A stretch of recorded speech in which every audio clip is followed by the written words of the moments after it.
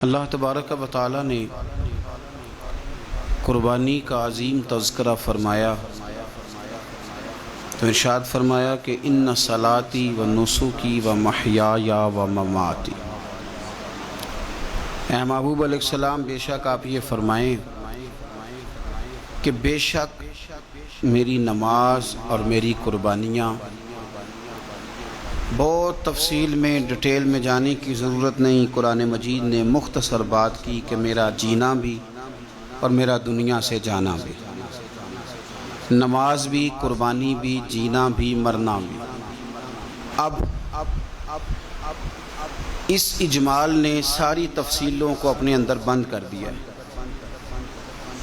جتنی تفاصیل قربانی کے بارے میں، راہ خدا میں دینے کے بارے میں ہو سکتی تھیں، وہ ساری اس آیت نے بند کر دی، بات ختم کر دی۔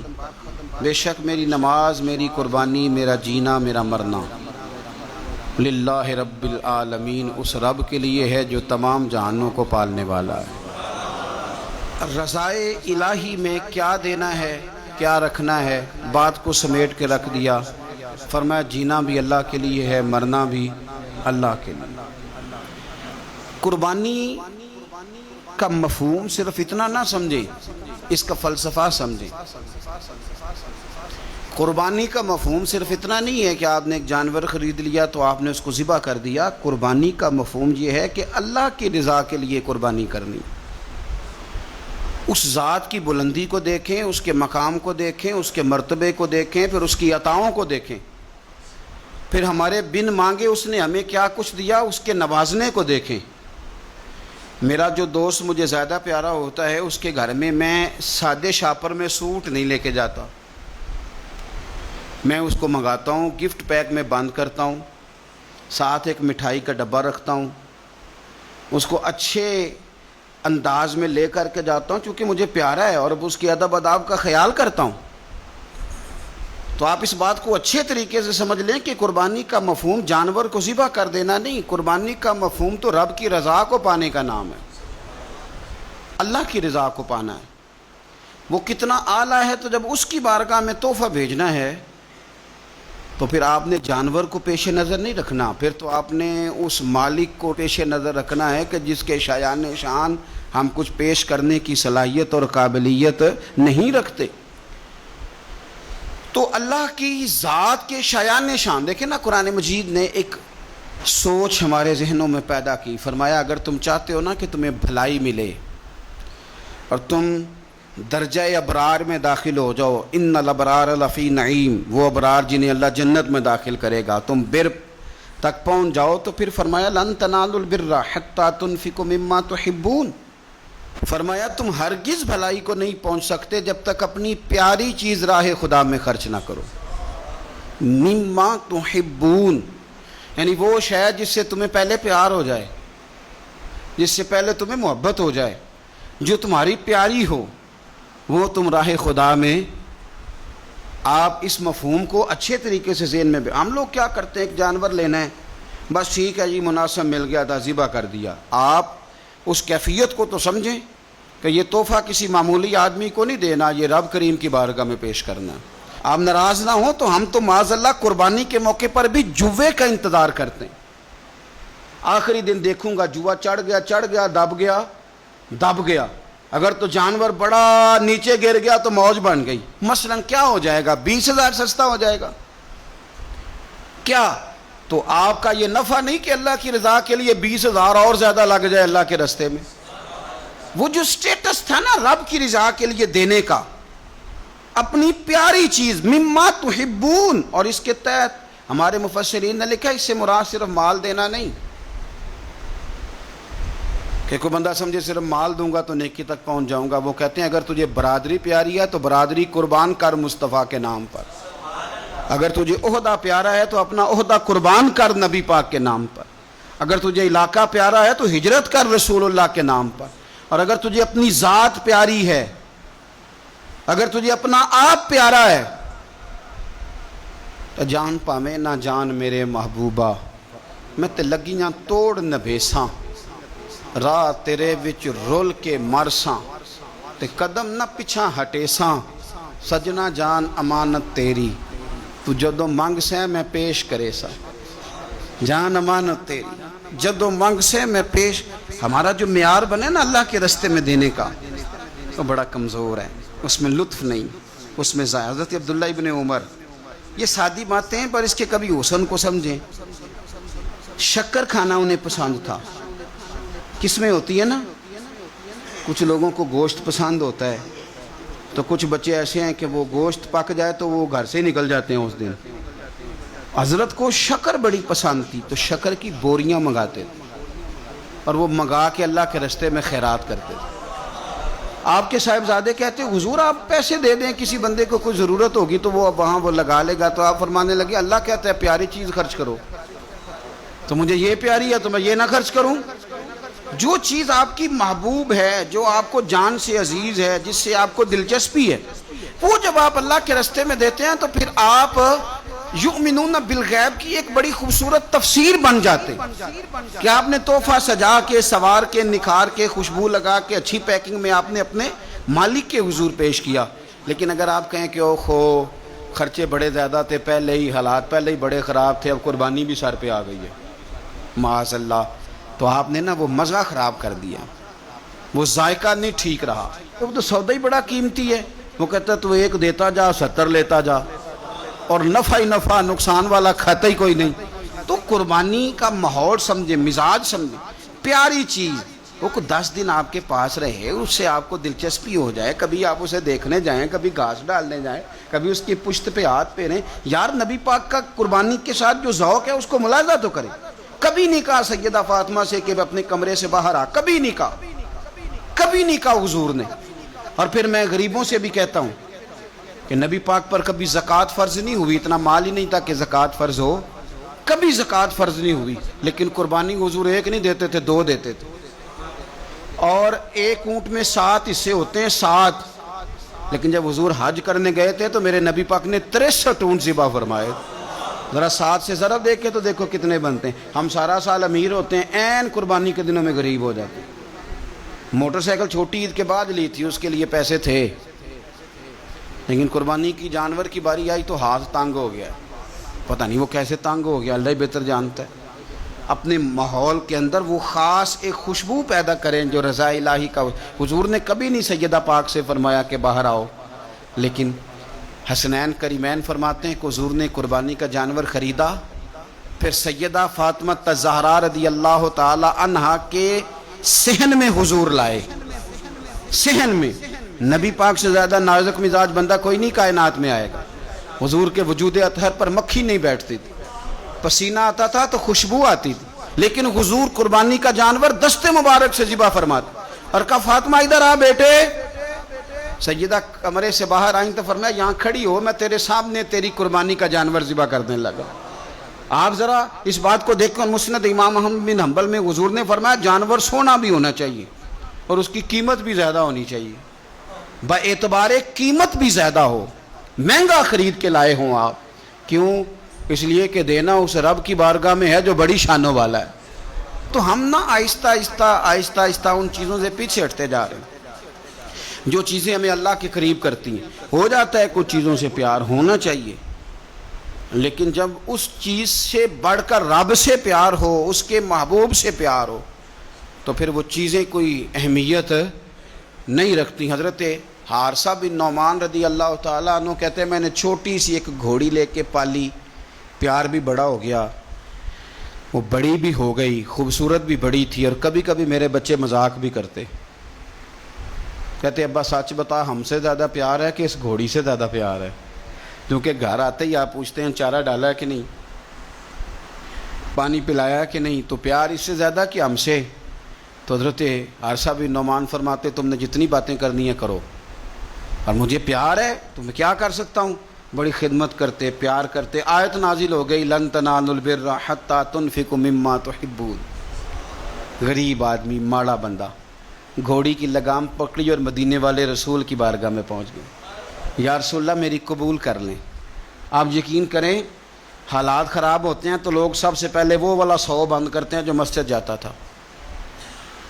سب سے پہلے لوگوں نے وہ رستے کاٹے وہ کنیکشن کاٹے جو اللہ کے راستے میں جاتے تھے. کیا کرتے ہو صاحب؟ یہ تو اصل ہے، باقی تو ساری فروعات ہیں، باقی تو ساری شاخیں ہیں. تو آپ نے جاڑی کاٹ دی جہاں سے آ رہا تھا. اپنی ساری ضروریات لوگ پوری کریں گے اور 1.5 لاکھ تنخواہ میں سے پورا 2000 مسجد دے کے کہیں گے دیا تو ہے 2000. لیتے وقت کبھی نہیں حساب کریں گے کہ اللہ سے لیا کتنا ہے. دیتے وقت گنیں گے، شمار کریں گے. تو بھائی حضرت سیدہ اسماء بنت ابی بکر صدیق کہتی ہے میں ایک دن گن کے نا حضور کی بارگاہ میں کچھ پیسے، تو عورتوں کی طبیعت ہوتی ہے وہ گنتی بھول بھی جاتی ہیں اور کئی دفعہ احتیاطاً بھی 3-4 دفعہ گن لیتی ہیں. کہتی میں نے 2-3 دفعہ پیسے گن کے حضور کو دیے تو سرکار مسکرائے، فرمانے لگے اسماء رب کے راستے میں گن گن کے نہ دیا کر. یہ بخاری ہے، گن گن کے نہ دے. یا رسول اللہ کیا کروں؟ فرمایا تو اس کے راستے میں بے حساب دے، وہ بھی تجھے بے حساب ہی عطا فرمائے. زاہدوں نے یہ عجب کام کیا، عجب ہے کہ تسبیح کے دانوں سے جو کام لیا. چاہیے تھا کہ بے شمار پکارتے تجھ کو. یہ بھی کوئی بات ہے کہ گن گن کے تیرا نام لیا؟ یہ بھی کوئی بات ہے گن گن کے تیرا نام لیا؟ میرے عزیز سمجھ لیں اچھے طریقے سے. حضرت حارثہ بن نعمان گھوڑی لے کے آ گئے، یا رسول اللہ قبول کر لیں. تو حضور نے فرمایا تیری قبول ہو گئی. اس بات کو ذرا پھر ایک دفعہ سمجھ لیں، تیری قبول. حضور کو پتہ ہے نا اس کا پیار بڑا ہے، حضور کو پتہ ہے اس نے پالی ہے، پر لے آئے تو فرمایا تیری قبول رکھ لی. چونکہ آپ کی جو روحانی ترقی ہے وہ بغیر اس کے ممکن نہیں. حضور نے وہ رکھ لی گھوڑی. جناب حارثہ بن نعمان خوشی خوشی گھر چلے گئے. ان کے بیٹے زید بن حارثہ آئے تو نبی پاک نے فرمایا یہ بھی اللہ کے راستے میں مجھے تحفہ ملا ہے، اب میں تجھے تحفہ دے رہا ہوں. حضرت زید بن حارثہ نے گھوڑی لی، دوبارہ گھر گئے تو والد کہنے لگے یہ کیوں لے آئے ہو؟ یہ تو میں دے آیا تھا. تو وہ بھی صحابی تھے نا، کہنے لگے آپ نے مصطفیٰ کو تحفہ دیا تھا، مصطفیٰ کریم نے مجھے دے دیا ہے. تو حضرت حارثہ بن نعمان رو پڑے، فرمایا دیکھو میرے کریم کا کرم، قبول بھی کر لیا ہے اور یہ بھی انہوں نے ثابت کر دیا ہے کہ رہے بھی تیری آنکھوں کے سامنے. تو اپنا وہ جو خاص ذوق ہے اللہ کی راہ میں کچھ دینے کا، جانور کو قربان کرنے کا، احسار کرنے کا، قربانی دینے، اس ذوق کو کبھی بجھنے نہ دیں. دیکھیں نا نبی پاک صلی اللہ علیہ وسلم نے نا حد بیان کر دی. اور میرا خیال ہے یہ حدیث سمجھنے کے بعد بھی اگر سخاوت کا ذوق پیدا نہ ہو تو پھر بندے کو نا سرجری کرانی چاہیے دل کی، پھر اس کو سرجری کی ضرورت ہے. نبی پاک صلی اللہ علیہ وسلم نے فرمایا اللہ کے راستے میں خیرات کر کے جہنم سے بچ جاؤ. اللہ کے راستے میں خیرات کر کے جہنم سے بچ جاؤ. اللہ کے راستے میں دے کے جہنم سے بچ جاؤ. اگر کچھ نہ ہو سکے تو کھجور کا ایک ٹکڑا ہی اللہ کے راستے میں خیرات کر دیا کرو. اگر یہاں بھی ذوق، یعنی کھجور بھی پوری نہیں، کھجور کا ایک ٹکڑا. ساری زندگی یہی رونا رونا ہے ہم نے کہ غریب بڑے ہیں، بڑے حالات خراب ہے، ماڑے بڑے ہیں، پوری نہیں پڑتی. اس سے آگے بھی جانا ہے کہ ادھر ہی رہنا ہے؟ دیکھو یاد رکھو، اچھے طریقے سے سمجھ لو کہ فرمایا صدقہ دے، چاہے کھجور کا ایک ٹکڑا ہی دے، ایک ٹکڑا کھجور کا. اب سمجھ لیں بات کو. ہمارا جو معیار اب خرچ کرنے کا ہے نا، وہ تو ہم نے امیر لوگوں کے ذمہ لگا دیا ہے. اور امیر بیچارہ بھی وہ کئی دفعہ الجھ جاتا ہے، وہ کہتا ہے جناب کس کس کو دیں؟ مسجد کو، مدرسے کو، گلی بنانے والوں کو، قبرستان بنانے والوں کو، غریبوں کو، بیواؤں کو. سب کو پتہ چل گیا محلے میں فلانا بندہ امیر ہے تو ہر ایک کی توجہ اسی کی جانب ہے. اور میں نے تو اپنی زندگی میں یہ بھی دیکھا ہے کہ امیر کے پاس پیسے آ جائیں تو لوگ اس طرح شکوہ کرتے ہیں کہ دیتا نہیں، جیسے اس کے نہیں اس بیچارے کے پیسے ہیں. اس کے بہن بھائی کہہ رہے ہوتے ہیں دیکھو جی خود کروڑوں کی جائیداد خرید لی، ہمیں 5000 نہیں دیا. بھئی خدا کے بندے پیسے اس کے دے چاہے نہ دے. تو جب ہم سارے مل کے سخاوت کریں گے، جب امت ساری یہ شعور پیدا کرے گی، بیدار کرے گی اپنے دل میں باتیں کہ میں نے اللہ کے راستے میں کچھ دینا ہے، تو پھر تھوڑا تھوڑا کر کے. میں اکثر کہتا ہوں کہ ایک پوری یونیورسٹی قائم کر دینا بھی بڑا کمال ہے کہ میں نے اپنے شہر کے اندر ضلع میں ایک یونیورسٹی قائم کر دی. ایک انسٹیٹیوٹ بنا دینا بھی بڑا کمال ہے، اور ایک مدرسہ قائم کر دینا قرآن و سنت کا بہت بڑا کمال ہے. لیکن ہم یہ سارا کچھ نہیں کر سکتے. ایک غریب بچے کا خرچہ تو اٹھا سکتے ہیں کہ نہیں؟ اگر آپ نے ایک غریب بچہ باشعور کر دیا، تعلیم یافتہ ہو گیا، تو آپ نے یونیورسٹی کا کام ہی کیا ہے. لیکن ہم اس طرف بھی آنے کو تیار نہیں ہوتے. اپنی قربانی کے لحاظ سے ماحول کو سخاوت کا رنگ دیں، ماحول کو ذوق کا رنگ دیں. ہمارے ہاں لوگ پوچھنے لگ جاتے ہیں کہ قربانی کا سارا گوشت گھر میں رکھنا جائز ہے؟ بالکل جائز ہے. سارا گوشت کیا پورا اونٹ آپ گھر میں کھا لیں شریعت آپ کو منع نہیں کرتی، لیکن کس نے کان میں بتایا تھا کہ قربانی کے بعد گوشت ملنا ہی نہیں؟ آپ یقین کریں، پوچھیں الیکٹریشین لوگ جو یہ کام کرتے ہیں، مکینک لوگ، ان سے پوچھیں، وہ کہتے ہیں سب سے زیادہ فریزر کا کام آنے لگ گیا ہے. لوگ فریجیں ٹھیک کرا رہے ہیں اس لیے کہ گوشت سٹاک کرنا ہے، پتہ نہیں اس کے بعد کوئی بکرا ہاتھ آئے کہ نہ آئے، آخری سمجھ کے کھانا ہے. ایسا نہ کرو. اگر سارا گھر میں رکھنے کا مفتی صاحب سے فتویٰ پوچھ لیتے ہو تو کیا کسی مفتی نے یہ فتویٰ نہیں دیا کہ سارا بانٹ دینا بھی جائز ہے؟ یہ بھی فتویٰ پوچھو کسی سے، قربانی ساری رکھنی بھی جائز ہے اور ساری بانٹ دینی بھی، ایک لقمہ بھی نہ کھائیں، ساری بانٹ دیں. آپ بانٹتے رہیں، رب کریم آپ کو اور دینے کا ارادہ فرماتا رہے گا. تو اپنے ہاں یہ ذوق، اللہ کے راستے میں خیرات کرنے کا شوق، وہ خاص توانائی، وہ خاص اور پیاری چیز. حضرت انس بن مالک رضی اللہ تعالیٰ عنہ فرماتے ہیں میں بڑا فرما بردار تھا اپنی ماں کا. اماں چولہے میں آگ جلانے لگتی تو حضرت انس بن مالک عرض کرتے اماں جی آگ تو مجھے بھی جلانی آتی ہے، روٹیاں نہیں پکانی آتی، تو میں آگ جلا دیتا ہوں، اب روٹیاں پکا دیں. بچے سارے ہی اچھے ہوتے ہیں پر کچھ کی ادائیں بڑی نرالی ہوتی، وہ فرما بردار ہوتے ہیں، ان سے پیار ہو جاتا ہے. حضرت انس بن مالک کہتے ہیں میری اماں بڑا پیار کرتی تھی. میری عمر 10 سال ہو گئی اور مدینہ بھی سارا نور سے بھر گیا. مدینے والے رسول ہجرت کر کے تشریف لے آئے. اب یہ لاڈلے بیٹے ہیں، ماں کے لاڈلے بیٹے. اللہ اکبر. ماں نے کیا کیا؟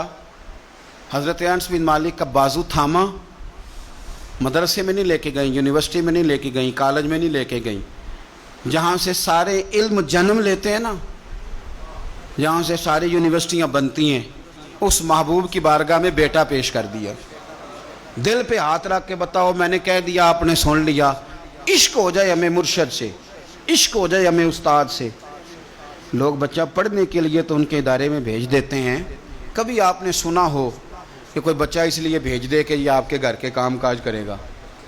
یہ بڑا مشکل کام ہے. انسان کو اولاد کمزور کر دیتی ہے، بندہ اولاد کے حق میں بزدل ہو جاتا ہے. وہ نہیں تسلیم کرتا کہ میرا بچہ اس طرح نوکری کرے، لیکن یہ شان ہے ان کے غلاموں کی. حضرت انس بن مالک کا بازو تھام کے ماں نے کہا، اور ماں نے کہا مستقبل کی کوئی فکر نہیں، لا کے حضور کی بارگاہ میں پیش کیا. عرض کرنے لگی یا رسول اللہ صلی اللہ علیہ وسلم، انس نہ آپ کے گھر کے کام کاج کیا کرے گا. یہ جو مزاج ہے نا خدمت کا، یہ ذوق، یہ رنگ، ہم لوگ جو ہوتے ہیں نا، ہم اور سٹیٹس میں زندگی گزارنا چاہتے ہیں، لیکن فقر کا، طریقت کا سٹیٹس اور ہوتا ہے. وہ کیا کسی شاعر نے 2 جملوں میں بات ختم کر دی، اسے کیا تیریاں ویخ کے ادامہ میں مرید ہو گئی. وہ بعض ادائیں ایسی ہوتی ہیں کہ جن پہ خود بخود پیار آتا ہے، پیار چھلکتا ہے، پیار خود بخود جو ہے وہ اوت کر کے نکلتا ہے.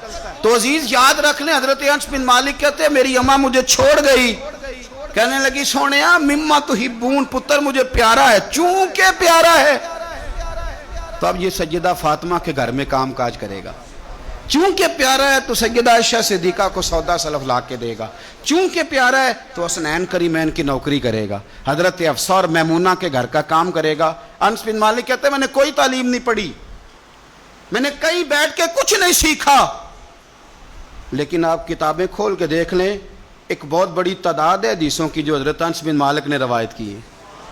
وہ کہتے ہیں میں تو کھیلتے کھالتے ہی مصطفیٰ کی باتیں سنتا رہا اور رب نے مجھے عالم بنا دیا، عالم.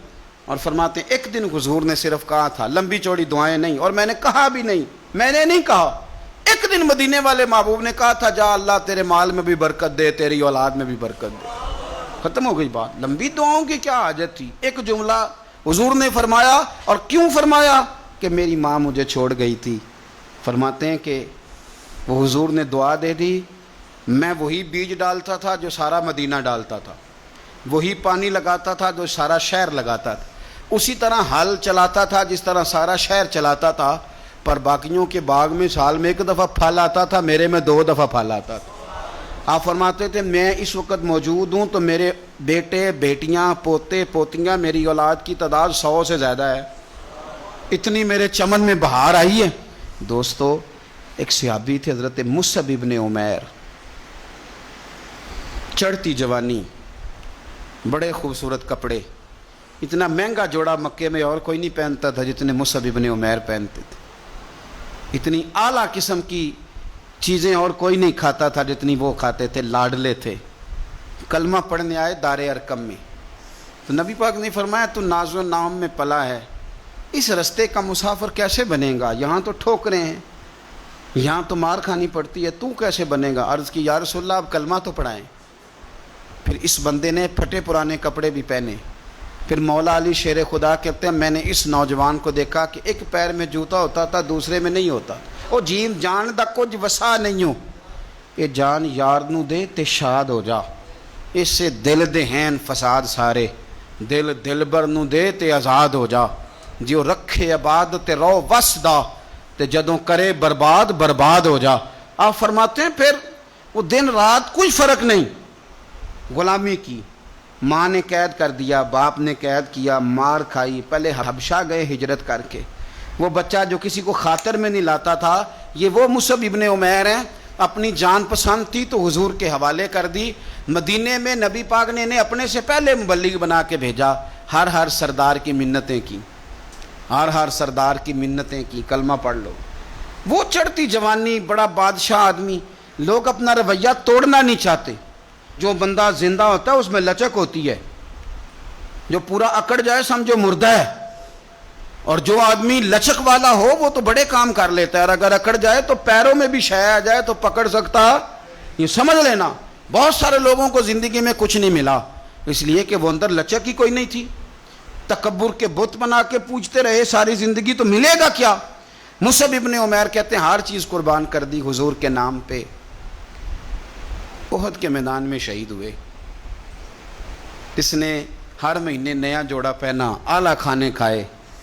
اس بندے کو جب کفن دیا جا رہا تھا تو کپڑا پورا نہیں تھا، سر ڈھانپتے تھے تو پیر ننگے، پیر ڈھانپتے تھے تو سر ننگا، تینوں لب دیں آپ گواچے، پورے وجود کے لیے کپڑا موجود نہیں تھا۔ حضور نے فرمایا سر ڈھانپ دو اور پیروں پہ گھاس ڈال دو۔ بات بیت گئی، وہ جب انہوں نے کلمہ پڑھا تھا اس کو 20 سال ہو گئے، وہ مکے میں دار ارقم میں کلمہ پڑھا تو یہاں ان کی لاش مبارک پر کھڑے ہو کے میرے نبی پاک نے ساری تاریخ دہرائی، فرمایا یہ وہ نوجوان تھا جو ناز و نام میں پلا تھا، نے بڑے اعلیٰ کھانے کھائے، اعلیٰ کپڑے پہنے، کہ آج جس کا حال یہ ہے کہ اس کے بدن پر کپڑا موجود نہیں۔ فرمایا اس طرح کرو، ذرا ساری تاریخ حضور نے بیان کی، لوگوں کو بتلایا، جو نئے آنے والے تھے ان کو بتایا۔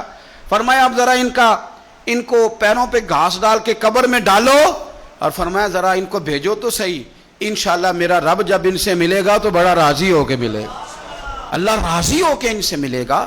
تو اپنی جو پیاری چیز ہے نا یہ چھوڑ دیں، زندگی میں سارا کچھ سنبھال کے رکھنا۔ جو آپ چیزیں سنبھال کے رکھتے ہیں ان کو تو زنگ لگ جاتا ہے، جو چیزیں سنبھال کے رکھتے ہو تو باسی ہو جاتی ہیں۔ اللہ کے راستے میں دو کنویں سے پانی نکل جائے تو نیچے سے تازہ آ جاتا ہے، اور اگر کوئی پانی نکلے نہ تو جو کھڑا ہوتا ہے اس میں زنگ آ جاتا ہے، وہ باسی ہو جاتا ہے۔ اس لیے خوبصورت جانور لیں جن کو اللہ نے توفیق دی، اور اچھے طریقے سے اس کی خدمت کریں جو چند دن رہ گئے۔ پھر خوبصورت انداز میں، ہمارے کسانیوں کو بڑی جلدی ہوتی ہے، جانور میں ابھی جان موجود ہوتی ہے تو وہ کھلڑی اتارنے بھی شروع کر دیتے ہیں، اس کو سلیقے سے ذبح کرے۔ اور یہ ختم والی چیز بڑی برکت والی ہوتی ہے تو یہ تو اللہ کے نام پہ ہے، تو اس کی ایک ایک بوٹی کی حفاظت کریں اور اچھے طریقے سے اس کو پہنچائیں۔ کوئی بے قدری کا مظاہرہ، کچھ مالدار جو بڑی قربانیاں دیتے ہیں وہ قدر نہیں کرتے، ایک ایک کاش کی ایک ایک ٹکڑے کی قدر کرے، اس لیے کہ یہ رب کے نام کا جانور ہے، اور کوشش کریں۔ اصل میں نا امیروں کے یار بھی امیر ہوتے ہیں، صحیح کہہ رہا ہوں، تو پوچھتے ہیں تو نے قربانی کیا جی، تو نے کیا، تو کہتے ہیں جی اس دفعہ سب نے کی ہے۔ تو تھوڑا سا نا اپنے یاروں سے نکل کے، اپنے قریبیوں سے نکل کے دیکھیں، بہت سارے ہیں جنہوں نے نہیں کی، تو وہاں گوشت تقسیم کرنا ہے جنہوں نے قربانی نہیں کی، ان کے ساتھ اپنا دل لگائیں، اس طرف توجہ کریں۔ اللہ تعالیٰ توفیق رفیق عطا فرمائے۔